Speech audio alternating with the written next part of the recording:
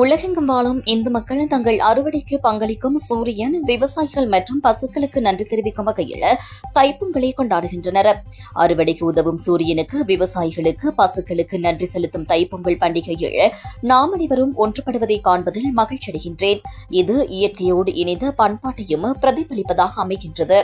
தைப்பொங்கல் பண்டிகை மக்களின் நன்றி உணர்வு, கலாச்சாரத்தை வளர்க்கும், நம்பிக்கையை ஊக்குவிப்பதோடு அமைதி, ஒற்றுமை மற்றும் சகோதரத்துவத்தையும் வெளிப்படுத்துகின்றது என்று எதிர்க்கட்சித் தலைவர் சஜித் பிரேமதாச தெரிவித்துள்ளார்.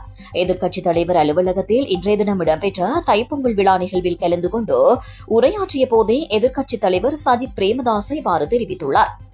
தென்னிந்தியாவை மையமாக கொண்டு தொடங்கிய இந்த தைப்பொங்கல் பண்டிகை சூரிய பகவானுக்கு நன்றி செலுத்துவதன் மூலம் கனமழை பொழிந்து மனித வாழ்விற்கு எண்ணற்ற நன்மைகளை பெற்றுத்தரும் என்று மக்கள் நம்புகின்றனர்.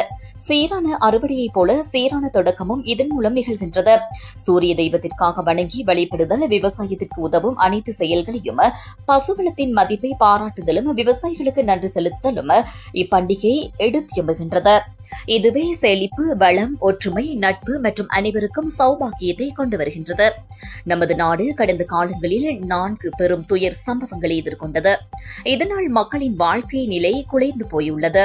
பாதிக்கப்பட்ட மக்களுக்கு உதவ நடைமுறை ரீதியிலான சகல நடவடிக்கைகளையும் எடுக்க நாம் தயார்.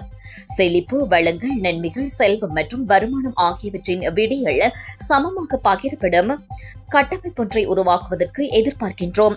இன, மத வேறுபாடுகளை பொருட்படுத்தாமல் ஒரு நாடாக அமைதி, ஒற்றுமை, நட்புறவின் மூலம் பொதுவான இலக்கை நோக்கி செல்வதை நாம் இலக்காக கொள்ள வேண்டும் என்று எதிர்க்கட்சித் தலைவர் தெரிவித்துள்ளார்.